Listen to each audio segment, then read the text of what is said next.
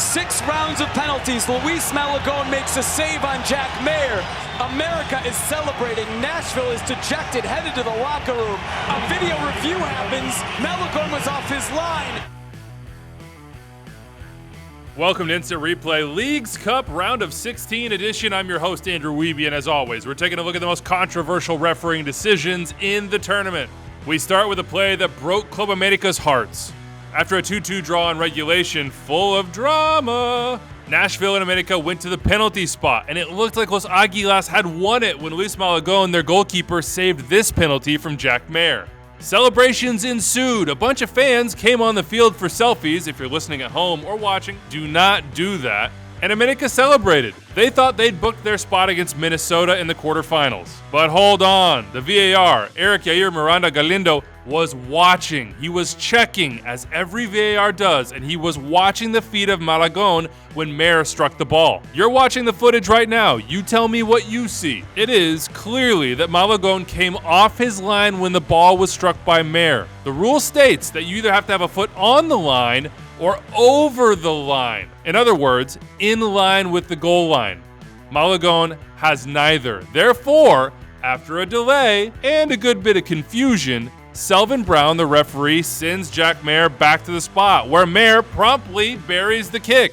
From there, Jonah Dos Santos bangs the crossbar, Daniel Lovett scores his goal for Nashville, and the celebrations are reversed. The Coyotes are going on! Congrats to Nashville. They almost didn't get there because in the 89th minute, there was a handball called after video review on Lucas McNaughton. I thought Taylor Twellman did a wonderful job on the broadcast explaining why this is indeed a handball. Watch McNaughton's arm. Clearly the ball hits it. In my opinion, it's also away from his body behind him, creating a larger silhouette. And if you watch closely, I know it's unlucky, but as McNaughton tries to pull his arm behind his back, it's actually into the path of the ball. This is always going to be a penalty kick. Well done, in my opinion, to the referee crew for spotting that one, as well as the penalty retake that changed the entire match.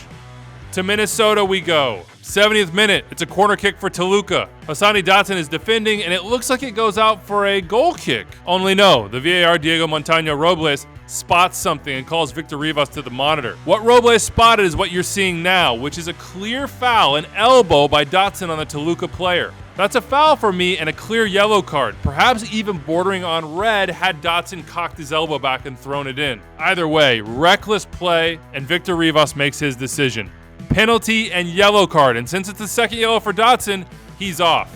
And we end with a Clásico Regio, Tigres, Monterrey, one of the biggest games in the region for a spot in the quarterfinals. There were 3 big calls here for referee Ismail Elfath and his VAR, Alan Chapman. 8th minute, Monterrey thinks they earned a PK. Elfath points to the spot, only Chapman gets in his ear. I thought, like commentator Brian Dunseth, that perhaps Chapman had spotted a flop by the Monterrey player. There is not a ton of contact here, and Meza does seem to leave his feet quickly. But no, it was actually that the foul occurred outside the box. Watch closely from this angle from the front. That's where you can see the contact from leg to knee on Meza. It's very slight, but it is there. Okay, so you see the contact. Now we'll turn the angle around and look to see where that contact occurred. This is the smoking gun angle that the VAR spotted.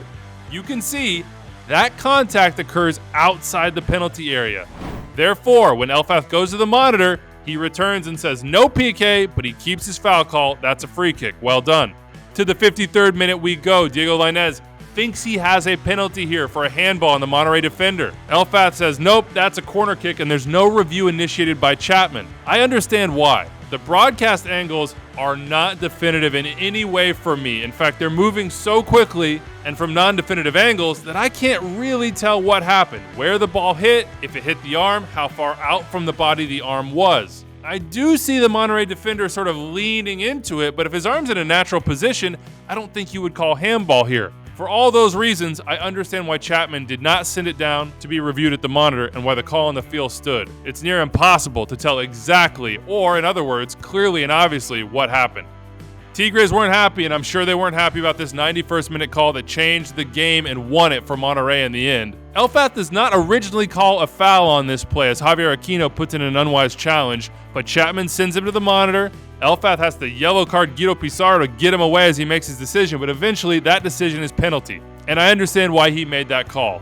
Look how Aquino wraps his legs around the plant foot of the Monterrey attacker. Now watch his feet. I see contact occurring there. It might not be that he hacked down the Rayados attacker, but there was enough contact here for me to say that this is a penalty. Big decision, big stakes, and the stakes only get bigger. Leagues Cup is on to the quarterfinals with just 8 games to go, including that third place game. You can watch on MLS Season Pass, but that's it for me on this episode of Instant Replay. Big thanks to my producer, Rich Hernandez, and my editor, Phil Levanco. I'm Andrew Wiebe. We'll see you next time.